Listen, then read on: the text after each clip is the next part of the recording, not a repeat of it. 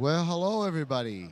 Welcome today. Very special day. Welcome to Canada's Conversation. I'm George Christidis from the Canadian Nuclear Association, President and CEO, so thank you for joining us. Today we have some very interesting people that can talk a little bit about what's going on in Canada and beyond. We have Dale Austin, Director of Government Affairs from Cameco. Sandra Dykxhoon, Vice President, New Nuclear at OPG, Ontario Power Generation. We have Greg TD from Vice President, Nuclear Strategy, Business Development and Services, ACON. Got to get these titles, right? Maura McDonald, we got Vice President, Global Key Accounts and Stakeholder Management, CanDo Energy Inc. So thank you, everybody, for joining us. Let's give a hand of applause for this. There you go. Anyway, so here we are, going to have a little conversation, and maybe, Greg, I'll start with you, just to pull you in right away. Greg, when a new market starts exploring nuclear power, we often see a lot of announcements and agreements. And from your experience, what actually turns those early partnerships into real projects on the ground?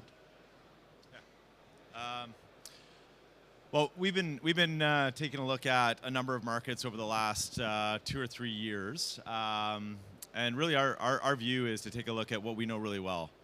And if you look at the history between what we've been doing in Canada over the last 50 years, our real experience is rooted in CanDo Energy. We know the CanDo reactors very well. It's a Canadian technology. We have a great partnership with AtkinsRéalis in refurbishing the CanDo reactors in Ontario. And that experience has really led us into being a nuclear constructor of choice in Canada. The opportunities internationally, whether it's CanDo or BWRX 300 or Westinghouse, is that we have a capability that we can bring to that market. We're not necessarily going to have a full construction team like we do in Canada in each of these markets, but for us, what we need to do is we need to take a look at the viability of these projects. For us, it's about funding, siting, licensing, and making sure that there's actually engagement so we can support early project development to get to a point where there is a decision for a project. So our view is when we look at the markets, we want to make sure that it's a real viable technology, a technology that we have comfort and knowledge about, but also a landscape where we know that there's confidence that a project will be moving forward and that we can bring some meaningful value to that team. Excellent. And, as per the title, partnerships matter. Industry, government partnerships are part of that conversation. Dale, got George, a question for you too. Good morning. Got a question for you too. But before the question, just to build on Greg's point, projects drive procurement. I mean, that's really the key. Cameco is part of the nuclear fuel cycle. We need those projects announced. The timeline from when you need to order fuel in advance of when a reactor comes online is fairly significant. So announce those projects. It will drive procurement. It will engage the supply chain, and then people like Greg and his organization can get ready building these projects. Perfect. Let's go to the next question. Sure. Every government wants local jobs and domestic supply chain, while industry needs efficiency and scale. Those are kind of contradictory sometimes, or appear to be. How do you find the right balance between localization and practicality? So first off, George, localization is a valid goal. It's a valid goal for governments. It's a valid goal for industry. We want localization of supply chains to the extent that we can. The challenge is, certainly my view is 100% localization is an impossibility. So we need to identify how much we can localize, the parts that we can't. We need to collaborate and identify where the gaps are. Part of the localization conversation, George, also is making sure that we're not closing our markets in Canada, in the provinces, to other supply chains, because we want to be part of those supply chains elsewhere in the world. And I think that's an important point. An example for localization for Cameco is at our mine sites uranium mine sites in northern Saskatchewan. 80 to 85% of our supply chains in northern Saskatchewan are through local Indigenous-owned businesses. It's important for us. It's important for the local economy. But there is that 20% where we need to go outside and source things that can't be delivered by that local supply chain. Very interesting. I don't know, is there anyone wants to provide a little more commentary? Sandra. I don't know if I can talk, but I've lost my voice. so bear with me. I just wanted to add, I agree with everything Dale said, that there is also a consideration if it's large nuclear versus small. I think large, you have a longer lead time and a little bit more time to build up that supply chain capability in each jurisdiction. And for small, you're looking at a much smaller construction period. And what you really want, and I mean, this is something that the nuclear industry has struggled with, is a standard design. And if you have a standard design, you can have supply chain from other jurisdictions supporting other projects, and that will also enable units to come online faster. Over time, we're going to see, let's say it's like a reactor pressure vessel. These are complex, very important critical components of an SMR. Right now, Canada is building them for the BWRX 300 that OPG is building in Canada. And Poland, as an example, knows that they're not going to be able to manufacture those in Canada in a timely fashion to enable their build out. So you really have to think about the fact that there is a lot of localization when it comes to the construction. All the people will be mostly local hires. You're going to be getting a lot of concrete, steel, rebar from the local jurisdiction. And then where do those critical components come from? And then you have to really evaluate the skill set in the jurisdiction and, balance cost versus, reinvesting and trying to build everything from scratch. Yeah, and if I can just add to that, if we look in Canada at our CANDU fleet, that's a 95% domestic supply chain. So that's 95% serviced at our current utilities by that domestic supply chain. But if you want to balance localization, you can look at that CANDU global fleet. So we have supply chains that are in Romania, in Korea, China, and in Argentina. And we rely on those supply chains that are localized but still servicing CANDU. So whereas there is still work for the majority of suppliers that are engaged with CANDU on that international fleet, there is certainly domestic work. We really help to stand up supply chains globally and find that balance. It also de-risks the business, right? We have expertise globally, and that can serve back and forth to our domestic supply chain and then back out again. And if we look at this fleet approach and we look at what we want to do going forward and into the future and a new build out, we will still leverage those global supply chains localized to those nations, right? And we'll still be able to leverage ours and stay within that 95% domestic supply chain in Canada. So I think it's very meaningful, and from our perspective, localization is part of what strengthens us and de-risks us. Thank you. That's great. Just to add on a little bit, Mara, since we got you in the conversation here, here's a key question. Policy and regulations are often a make or break for new nuclear programs. And how early should industry be involved in shaping those frameworks and conversations from what you've learned or for what you see?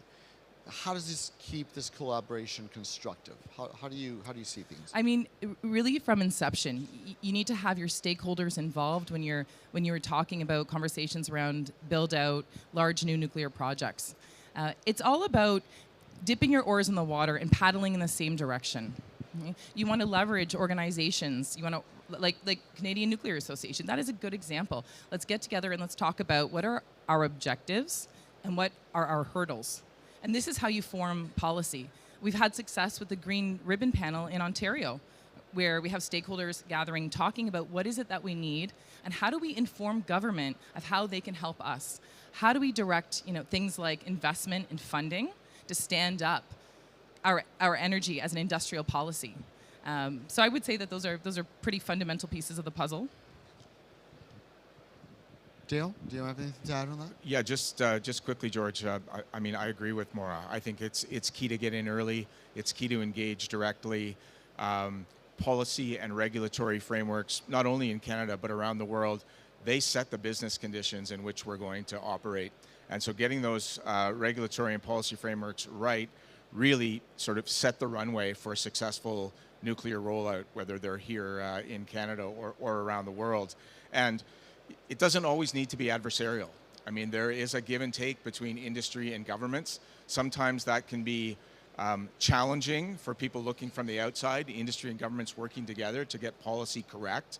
But really what we're trying to do is we're trying to find the balance where we deliver on the safety and requirements and the policy requirements, the minimal required for projects to go forward. And I think that's why we need to get in early and have ongoing conversations about what the business conditions are going to be so that we know what the runway looks like out in time. Thank you. Thank you. Sandra.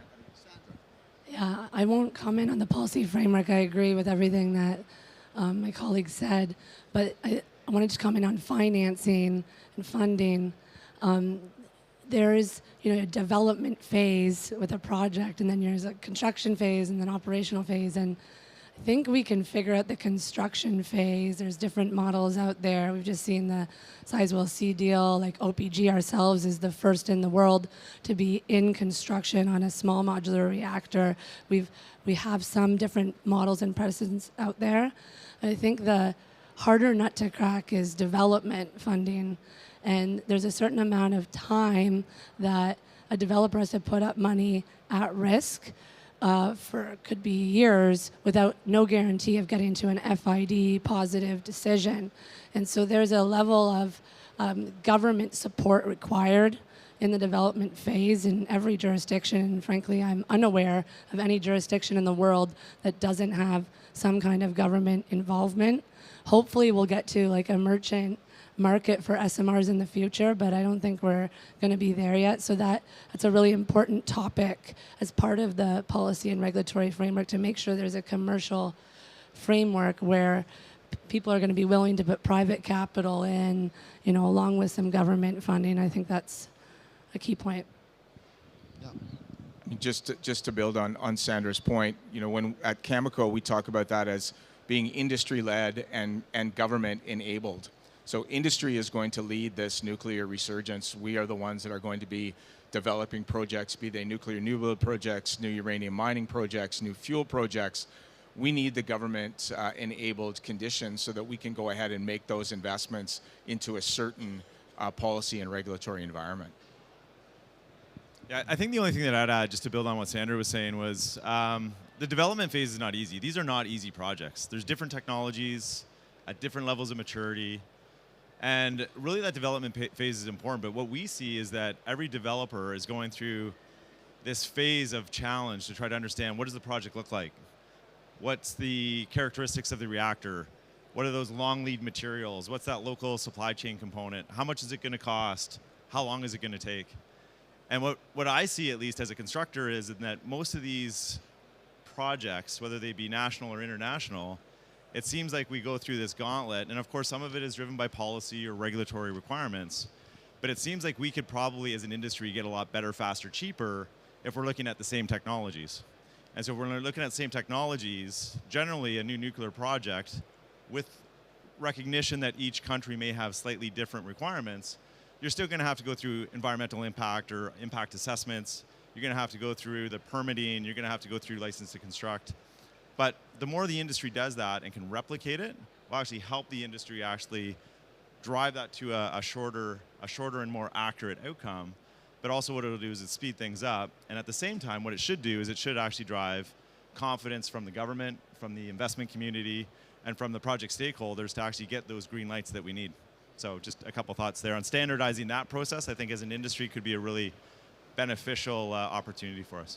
No, and just picking up on that, Greg, the interesting part here is the link between the policy advocacy and the commercial requirement that requires exactly that alignment. And if I could put a plug in for the CNA, that's what we try to do. We try to link in the provincial work across Canada, the federal work, and the international work, all sort of collectively coming together. So that's very good. Sandra, I'm going to go pull you in on this next question first. Canada has decades of experience in managing collaboration between provinces, utilities, and the federal system. What's one lesson from the model that could help other countries start their first projects? And what could Canada learn from how others are approaching some of those partnerships and conversations? Yeah, two things sort of come to mind. When I think about Ontario Power Generation's journey on new nuclear, we've started with life extensions. And that allowed us to build up our capabilities in a number of areas, one in our supply chain, another in our skilled workforce, another in OPG's own workforce with project management skill set. And mega projects are not easy. It's a lot of logistics. You can lose a lot of money with a nuclear project when you have project delays. And so we've been able to, learn a lot on our life extension projects that we're now applying to new build. So we didn't have to pour civil, concrete or do civil works in the life extension of Darlington refurbishment, but we did have to pull out the guts of the reactor and rebuild it. It's still very complex.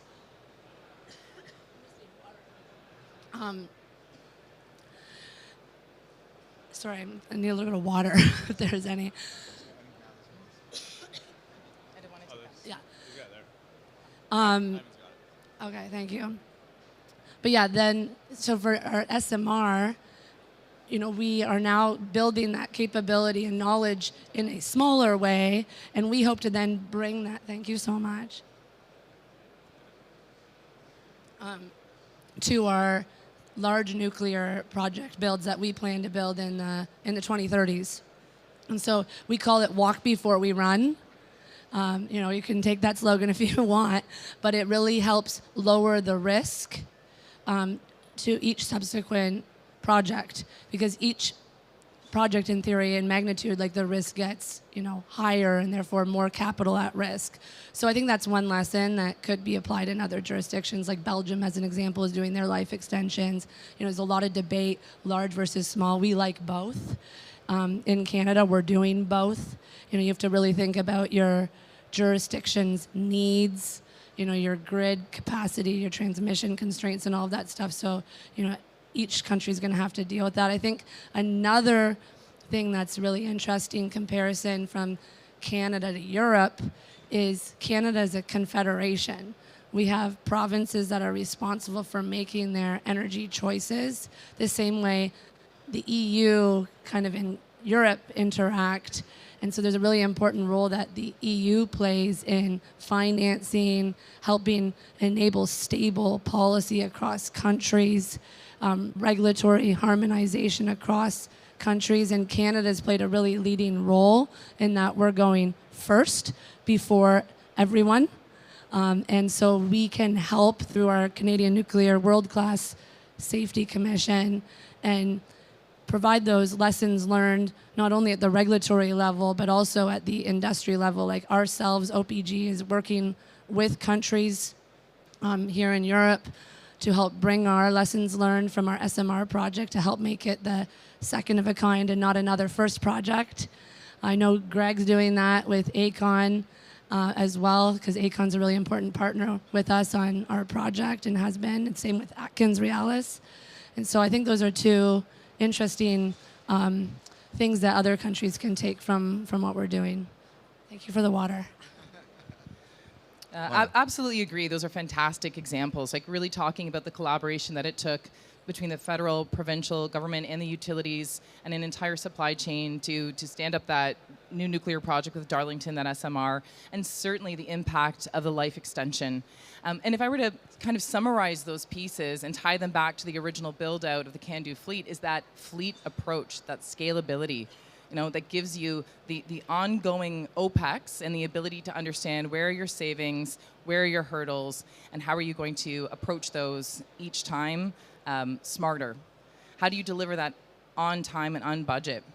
So if I were, though, to credit now, another market, as you mentioned there, it's sort of the second half of that question is, I have to give credit to the United States right now. An $80 billion investment into the AP1000. That's intelligent. That sees a product that is, this is their intellectual property, this is their export license, and this is their royalty share. So you invest domestically, you stand up something that has a supply chain that is built, serves your economy, do it right at home, and then you can go and be part of that new market. And I would love to see that, like we had previously with the CANDU fleet in Canada, as we do the same thing for our own Indigenous technology, that we have that fleet-wide approach and we have that cooperation between our federal, provincial government, and of course our utilities and supply chain. We're primed and we're stood up with the examples that were given, the life extension and that success. And I'd love to see that carried forward, something really decisive. Excellent. Oh, good. Excellent. Very, very good conversation. And again, oh, yes, of course. So just a couple of things, George, on collaboration. Need to recognize when and how and why you need to collaborate. I think it's extremely important. So what are the gaps that you're trying to fill in this need for collaboration? What strategic partnerships are you trying to enhance in collaboration? And George, we see it in the work that you and the CNA do around the world. Canada has a competitive and a strategic advantage when it comes to nuclear. And so collaborating not only in Canada amongst the provinces and territories, but around the world to define what this nuclear resurgence is going to look like, which Canadian technologies are going to be deployed to deliver on this nuclear resurgence through collaboration with other countries is extremely important. A really good example is in the province of Saskatchewan, where Cameco's headquarters are located. Saskatchewan is not a new nuclear province, but they are a new nuclear energy province. And they recognized very early on that they needed to collaborate. And they looked to Sandra's company at OPG in order to help them stand up their new nuclear fleet that will start with small modular reactors. And they're now considering what large nuclear might look like. You saw a recent announcement between Minister Lecce in Ontario and the government of Nova Scotia on exactly that same thing, recognizing that there is a base of expertise in nuclear in Ontario. How are we using that base of expertise not only at home in Canada, but around the world to deliver on this nuclear resurgence? Very well said. And both of you, I mean, that's exactly, and through the CNA, just to add a little extra to that, that's exactly why we're focused on domestically on all the key provinces that have existing nuclear capabilities and technologies and supply chain, such as Ontario's CANDU tradition, Saskatchewan's uranium mining tradition, etc. We just had CNA West, where we were able to see in a very exciting way how that province is moving ahead, going down the track on its new nuclear program. SaskPower, of course, is here as well with us. And the domestic conversation, just to reiterate that, is so linked to the international, and that link between what is happening across Canada and the opportunities that it creates internationally are very much areas that we're working in. This has been a great conversation. I thank everyone for joining us. I want to thank our very interesting panelists here in this conversation, this free flow discussion. And I want to thank Sandra for really, you know, with your throat, you were able to get through it. So thank you again, Well and have the rest of a great productive day here at the WNE. Bye-bye. Well done, Sandra. We made it. Good job.